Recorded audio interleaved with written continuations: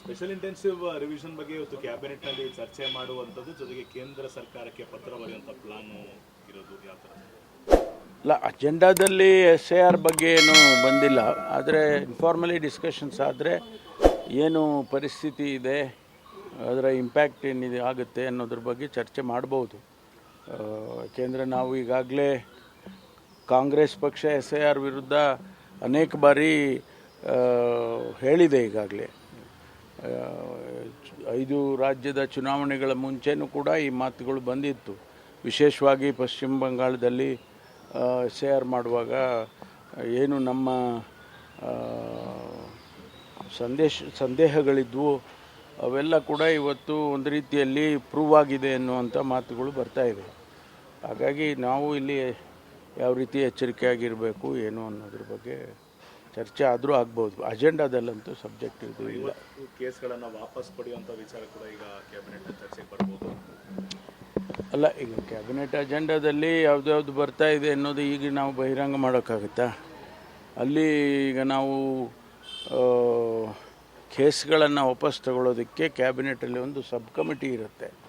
ಆ sub committee ಅವರು ಏನು ತೀರ್ಮಾನಗಳನ್ನು ಮಾಡಿರ್ತಾರೆ ಅದನ್ನು ಸಂಪುಟಕ್ಕೆ ತರ್ತಾರೆ. ಅಲ್ಲಿ ಸಂಪುಟ ತೀರ್ಮಾನ ಆದಮೇಲೆ ಅದು ಪ್ರಾಸಿಕ್ಯೂಷನ್ ಡಿಪಾರ್ಟ್ಮೆಂಟಿಗೆ ಹೋಗುತ್ತೆ.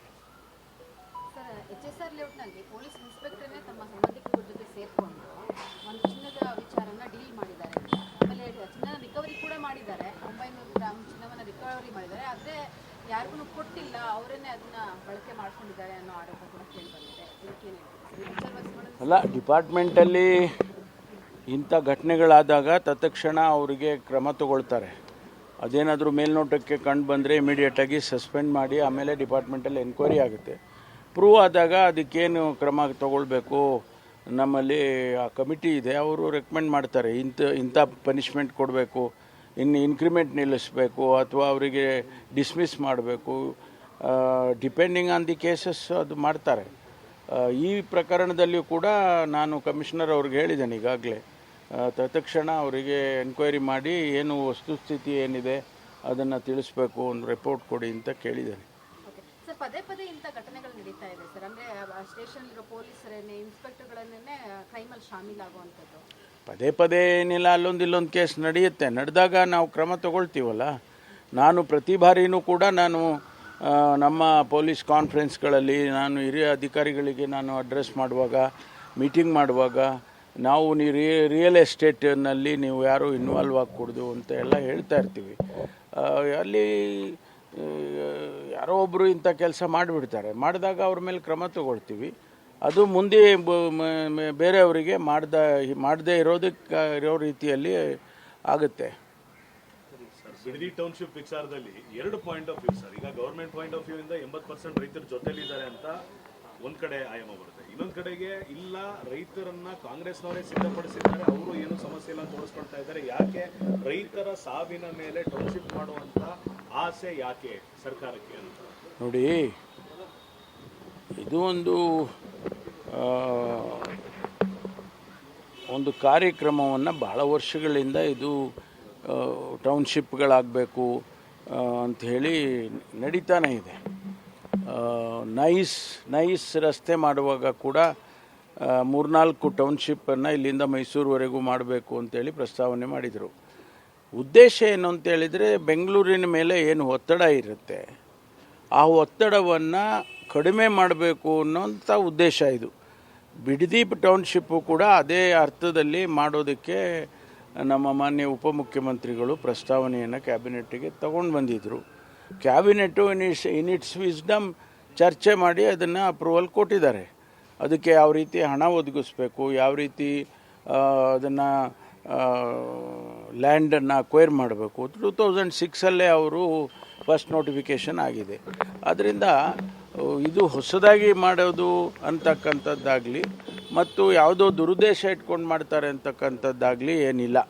ರೈತರನ್ನು ಮನವೊಲಿಸಿ ಅವರಿಗೆ ಪರಿಹಾರ ಕೊಟ್ಟು ಅದನ್ನು ಮಾಡ್ತಕ್ಕಂಥ ಕೆಲಸವನ್ನು ಉಪಮುಖ್ಯಮಂತ್ರಿಗಳು ಮಾಡ್ತಾರೆ. ಸರ್ಕಾರದ ಏನು ತೀರ್ಮಾನ ಇದೆ ಅದನ್ನು ಅನುಷ್ಠಾನ ಮಾಡೋದಕ್ಕೆ ಎಲ್ಲ ಪ್ರಯತ್ನವನ್ನು ಮಾಡ್ತಾರೆ.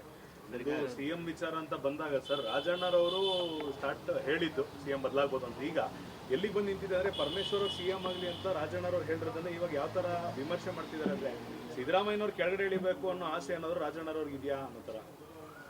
ಇಲ್ಲ, ಅದ್ರ ಬಗ್ಗೆ ಒಬ್ಬೊಬ್ಬರು ಒಂದೊಂದು ವ್ಯಾಖ್ಯಾನ ಮಾಡ್ತಾರೆ, ಒಬ್ಬೊಬ್ಬರು ಒಂದೊಂದು ವಿಶ್ಲೇಷಣೆ ಮಾಡ್ತಾರೆ. ಅದಕ್ಕೆಲ್ಲ ನಾನು ಪ್ರತಿಕ್ರಿಯೆ ಮಾಡೋದಕ್ಕೆ ಬರೋದಿಲ್ಲ. ಮುಂಚೆ ತಾವು ಸರ್ ಸೀನಿಯಾರಿಟಿನ ಕ್ಲೈಮ್ ಮಾಡ್ತಿದ್ರಿ ಸರ್, ಅವ್ರಿಗಿಂತ ಮುಂಚೆ ನಾನು ಕೆಪಿಸಿಸಿ ಅಧ್ಯಕ್ಷನಾಗಿ 8 ವರ್ಷ ಇದ್ದೆ ಅಂತ ಸೀನಿಯಾರಿಟಿ ಕ್ಲೈಮ್ ಮಾಡ್ತಿದ್ರಿ. ಈಗ ಯಾಕೆ ಸರ್ ತುಂಬಾ ಸೈಲೆಂಟ್ ಆಗ್ಬಿಟ್ಟಿದ್ರು? ನಾನೇನು ಸೈಲೆಂಟ್ ಆಗಿಲ್ಲಪ್ಪ, ಏನು ನಾನು ದಿನ ಟಾಮ್ ಹೊಡ್ಕೊಂಡು ಓಡಾಡಲ್ಲ. ಪಕ್ಷದಲ್ಲಿ ನಮ್ಮ ಹೈಕಮಾಂಡ್ನವರು ಇದ್ದಾರೆ, ಹೈಕಮಾಂಡ್ನವರು ಯಾವ ಸಂದರ್ಭದಲ್ಲಿ ಏನು ಮಾಡಬೇಕು ಅನ್ನೋದ್ರ ಬಗ್ಗೆ ತೀರ್ಮಾನ ಮಾಡ್ತಾರೆ. ನಾವೆಲ್ಲ ಹೇಳಿಕೆಗಳು ಕೊಟ್ಕೊಂಡು ಮಾಧ್ಯಮದ ಮೂಲಕ ನಾನೇನು ಆಗುವುದಕ್ಕಾಗೋದಿಲ್ಲ. ಹೈಕಮಾಂಡ್ನವರು ತೀರ್ಮಾನ ಮಾಡ್ತಾರೆ. ಈಗ ಅವ್ರನ್ನ ಚೇಂಜ್ ಮಾಡಬೇಕು ಅಂತಕ್ಕಂಥದ್ದು ಪ್ರಸ್ತಾವನೆ ಆಗಲಿ ಅಥವಾ ಅವ್ರನ್ನ ಮುಂದುವರಿಸಬೇಕು ಅಂತ ಪ್ರಸ್ತಾವನೆ ಆಗಲಿ, ಇವ್ರುಗಳ ಬಗ್ಗೆ ನಾವು ಚರ್ಚೆ ಮಾಡಿ ಏನಾಗ್ತದೆ? ನಾವು ಇಲ್ಲಿ ಕೂತ್ಕೊಂಡು ತೀರ್ಮಾನ ನಾವು ಮಾಡೋದಿಲ್ಲ, ಅವರು ಹೈಕಮಾಂಡ್ನವರು ತೀರ್ಮಾನ ಮಾಡ್ತಾರೆ. ಈಗ ಅವ್ರನ್ನ ಮುಖ್ಯಮಂತ್ರಿ ಮಾಡುವಾಗ ನಮಗೆ ಗೊತ್ತಿರೋ ಹಾಗೆ, ನನಗೆ ಗೊತ್ತಿರೋ ಹಾಗೆ ಅವ್ರನ್ನ ಮುಖ್ಯಮಂತ್ರಿಗಳನ್ನು ಮಾಡಿದ್ದಾರೆ. ಆ ಟೈಮಲ್ಲಿ ನೀವೇನು ಸಮಯ ಆಗಲಿ ಅಥವಾ ಯಾವುದು ನಿಗದಿ ಮಾಡಿರೋದು ನಮಗೆ ಯಾರಿಗೂ ಗೊತ್ತಿಲ್ಲಪ್ಪ. ನಮ್ಗೆ ಯಾರೂ ನಮಗೆ ಜನರಲ್ ಸೆಕ್ರೆಟರಿ ಆಗಲಿ ಹೈಕಮಾಂಡ್ನವ್ರು ಯಾರೂ ನಮಗೇನು ಹೇಳಿಲ್ಲ ಸರ್. ಆದರೂ ಈಗ ಹೇಳಿಲ್ಲ ಅಂತ ಹೇಳ್ತೀರಾ, ಅಟ್ಲೀಸ್ಟ್ ಯಾರು ಒಬ್ರು ಕ್ಲಾರಿಟಿನಾರು ಕೊಡ್ಬೇಕಲ್ಲ, ಮಾಡ್ತೀವಾ ಚೇಂಜಸ್ ಇಲ್ವಾ ಅಂತ. ಅಲ್ಲಲ್ಲ, ಅದು ಆ ಪ್ರಶ್ನೆ ಇದ್ರೆ ಕ್ಲಾರಿಫಿಕೇಶನ್ ಕೊಡ್ತಾರೆ. ಪ್ರಶ್ನೆನೇ ಇಲ್ಲ ಅಂದ್ರೆ ಯಾರು ಕ್ಲಾರಿಫಿಕೇಶನ್? ಸುಮ್ಮನೆ ಹೇಳ್ತಾರ? ಅಲ್ಲಲ್ಲ, ಸುಮ್ಮನೆ ಹಂಗಲ್ಲ. ಈಗ ನಾನು ಎಷ್ಟೇ ಹೇಳೋದು, ಪ್ರಶ್ನೆ ಯಾರು ಎತ್ತಿದ್ದಾರೆ? ಪ್ರಶ್ನೆ ಯಾರು ಹೇಳಿದ್ದಾರೆ ಹೇಳಿ? ಬದಲಾವಣೆ ಆಗಲಿ ಅಥವಾ ಇನ್ನೊಬ್ಬರನ್ನ ಮಾಡೋ ವಿಚಾರದಲ್ಲಾಗಲಿ ಯಾರು ಹೇಳಿದ್ದಾರೆ? ನೆನ್ನೆ ಉಪಮುಖ್ಯಮಂತ್ರಿಗಳು ಕೂಡ ಕ್ಲಾರಿಫೈ ಮಾಡಿದ್ದಾರೆ. ನಾನೇನು ಬದಲಾವಣೆ ಕೇಳಿಲ್ಲ ನಾನು ಯಾವತ್ತೂ ಅಂತ ಅವರು ಹೇಳಿದ್ದಾರೆ. ಆದ್ದರಿಂದ ಈ ಪ್ರಶ್ನೆ ಎಲ್ಲಿಂದ ಬಂದಿದೆ? ಯಾರು ಅದಕ್ಕೆ ಉತ್ತರ ಕೊಡೋದಕ್ಕೆ ಯಾರು ಈ ಪ್ರಶ್ನೆ ಹಾಕಿರೋರು ಯಾರು? ರಾಜಣ್ಣವ್ರ ವಿಚಾರ ಸರ್, ಪರಮೇಶ್ವರ್ ಮುಖ್ಯಮಂತ್ರಿ ಆಗಬೇಕು, ಈ ನಮ್ಮ ಜಿಲ್ಲೆ, ನನಗೆ ಸ್ನೇಹಿತ, ನಾವೆಲ್ಲ ಒಟ್ಟಿಗೆ ನಾವು ಓದ್ದವರು, ಸ್ವಾಭಾವಿಕವಾಗಿ ಅಭಿಮಾನ ಇರುತ್ತೆ. ತುಮಕೂರಿಗೆ ಒಂದು ಅವಕಾಶ ಇದ್ದರೆ ಕೊಡಿ ಅಂತ ಹೇಳಿದ್ದಾರೆ, ಅದರಲ್ಲಿ ಏನು ತಪ್ಪು ಏನು ಕಾಣಿಸ್ತಿಲ್ಲ ನನಗೆ. ತುಮಕೂರನ್ನ ಬೆಂಗಳೂರಿಗೆ ಸೇರಿಸಬೇಕು ಅನ್ನೋ ಒಂದು ವಿಚಾರ ಕೂಡ ಪ್ರಸ್ತಾಪ ಆಗಿದೆ. ಸೇರಿಸೋದಲ್ರಿ, ಇದು ಸರಿಯಾಗಿ ಅರ್ಥೈಸ್ಕೋಬೇಕು ಇದನ್ನು. ನಾವು ತುಮಕೂರನ್ನು ಜಿಲ್ಲೆ ಹೆಸರು ಬದಲಾವಣೆ ಮಾಡೋಕ್ಕಾಗತ್ತಾ? ತುಮಕೂರನ್ನು ಅದಕ್ಕೆ ಒಂದು ಇತಿಹಾಸ ಇದೆ, ಅದಕ್ಕೆ ಒಂದು ಅಸ್ಮಿತೆ ಇದೆ. ಅದನ್ನು ನಾವು ಬದಲಾವಣೆ ಮಾಡೋಕ್ಕೆ ಹೋಗ್ತೀವ? ತುಮಕೂರು ಇತಿಹಾಸ ಬದಲಾವಣೆ ಮಾಡೋಕ್ಕೆ ನನ್ನಂಥವನು ಮಾಡೋಕ್ಕಾಗುತ್ತಾ? ಅದು ಏನಂದರೆ ಅಭಿವೃದ್ಧಿ ದೃಷ್ಟಿಯಿಂದ ಒಂದು ಕಾನ್ಸೆಪ್ಟನ್ನು ನಾವು ಅಂದ್ಕೊಂಡು ಬೆಂಗಳೂರಿಗೆ ಹತ್ತಿರ ಇರೋದರಿಂದ ಬೆಂಗಳೂರು ಅದ್ರ ಹೆಸರನ್ನು ಜೋಡಿಸಿದರೆ ನಮಗೆ ಇನ್ವೆಸ್ಟ್ಮೆಂಟು ಮತ್ತೊಂದು ಆಗುತ್ತೆ ಅನ್ನೋ ಉದ್ದೇಶ ಬಿಟ್ಟರೆ ಬೇರೆ ಏನಿಲ್ಲ. How can I change the name of Tumakuru? ಸುಮ್ಮನೆ ಅದನ್ನು ಇವರು ಭಾರತೀಯ ಜನತಾ ಪಾರ್ಟಿ ಅವ್ರಿಗೆ ಅರ್ಥನೇ ಆಗೋದಿಲ್ಲ. ನಮ್ಮದೆಲ್ಲ ನಮ್ಮ ಕಾನ್ಸೆಪ್ಟ್ಗಳೇ ಅರ್ಥ ಆಗಲ್ಲ ಅವ್ರಿಗೆ. ನಾವು ಅದನ್ನು ಹೇಳೇ ಇಲ್ವಲ್ಲ ಎಲ್ಲೂ. ತುಮಕೂರು ನನಗೂ ಅಷ್ಟೇ ಸೆಂಟಿಮೆಂಟಲ್, ಬರೀ ಅವರಿಗೆ ಅಲ್ಲ. ನಾನು ಹುಟ್ಟಿ ಬೆಳೆದಿದ್ದಲ್ಲಿ ನಮಗೆ ಸೆಂಟಿಮೆಂಟಲ್ ಇಲ್ವಾ?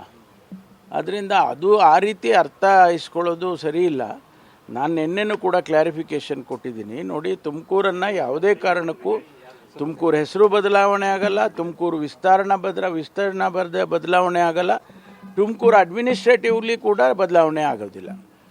ಒಂದು ಬೆಂಗಳೂರಿಗೆ ಹತ್ತಿರ ಇರೋದ್ರಿಂದ ಬೇರೆ ಬೇರೆ ರಾಜ್ಯದಲ್ಲೆಲ್ಲ, ಈಗ ಡೆಲ್ಲಿನಲ್ಲಿ ಮಾಡಿದ್ದಾರೆ, ನೋಯ್ಡಾ ಅವನ್ನೆಲ್ಲ ಸೇರಿಸ್ಕೊಂಡು. Noida is part of Delhi.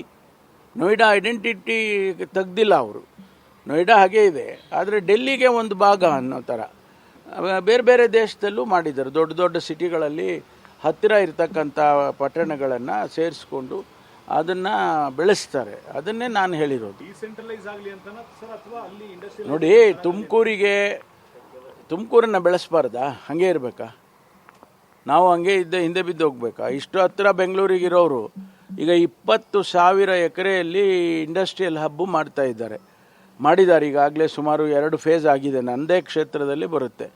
ಅದರಲ್ಲಿ ಈಗ ಅದನ್ನು ಏಷ್ಯಾದಲ್ಲೇ ಅತಿ ದೊಡ್ಡ ಇಂಡಸ್ಟ್ರಿಯಲ್ ಹಬ್ ಅಂತ ಕರೀತಾ ಇದ್ದಾರೆ. ಜಾಪನೀಸ್ ಟೌನ್ಶಿಪ್ಗೆ 500 ಎಕರೆ ಜಾಗ ಕೊಟ್ಟಿದ್ದೀವಿ. ಅಲ್ಲಿ ನಿಮ್ಸ್ ಬಂದಿದೆ, ಫುಡ್ ಪಾರ್ಕ್ ಬಂದಿದೆ, ಜಾಪನೀಸ್ದು ಟೈಮೆಕ್ ಅಂತ ಒಂದು ಕಂಪನಿ, ದೊಡ್ಡ ಕಂಪನಿ ಬಂದಿದೆ. ಈಗ ಎಲ್ಲ ಕಂಪನಿಗಳೆಲ್ಲ ಬರ್ತಾ ಇದ್ದಾವೆ. ಅದನ್ನು ನಾವು ಹೆಚ್ಚು ಬೆಳೆಸಬೇಕು ಅನ್ನೋದನ್ನು ಬಿಟ್ಬಿಟ್ಟು ನಾವು ಹಾಗೆ ಸ್ಟೇಟಸ್ಕೋ ಮೇಂಟೈನ್ ಮಾಡೋಕ್ಕಾಗುತ್ತಾ? ನಮ್ಮಲ್ಲಿ ಲಕ್ಷಾಂತರ ವಿದ್ಯಾರ್ಥಿಗಳಿದ್ದಾರೆ. Tumakuru is education centre. ಹೆಚ್ಚು ಕಮ್ಮಿ 9 ಇಂಜಿನಿಯರಿಂಗ್ ಕಾಲೇಜ್ ಇದೆ, 3 ಮೆಡಿಕಲ್ ಕಾಲೇಜ್ ಇದೆ. ಆ ವಿದ್ಯಾರ್ಥಿಗಳೆಲ್ಲ ಅವ್ರಿಗೆ ಅಪರ್ಚುನಿಟೀಸ್ ಬೇಕಲ್ವಾ? ಸ್ವಲ್ಪ ಲಾರ್ಜರ್ ಇಂಟ್ರೆಸ್ಟಿಂದ ನೋಡಬೇಕು ಅಂತೇಳಿ ನಾನು ಭಾರತೀಯ ಜನತಾ ಪಾರ್ಟಿ ಸ್ನೇಹಿತರಿಗೆ ಹೇಳೋದಕ್ಕೆ ಬಯಸ್ತೀನಿ. ಲೇಟೆಸ್ಟ್ ಹಾಗೂ ಇಂಟ್ರೆಸ್ಟಿಂಗ್ ಸುದ್ದಿಗಳಿಗಾಗಿ ಬಾಸ್ ಟಿವಿ ಕನ್ನಡ ಚಾನೆಲ್ನ ಸಬ್ಸ್ಕ್ರೈಬ್ ಮಾಡಿ. ಹಾಗೆಯೇ ಬೆಲ್ ಐಕಾನ್ ಪ್ರೆಸ್ ಮಾಡಿ. ಇದರ ಜೊತೆಗೆ ಫೇಸ್ಬುಕ್, ಇನ್ಸ್ಟಾಗ್ರಾಮ್, ಎಕ್ಸ್ನಲ್ಲೂ ಮಿಸ್ ಮಾಡದೆ ಫಾಲೋ ಮಾಡಿ.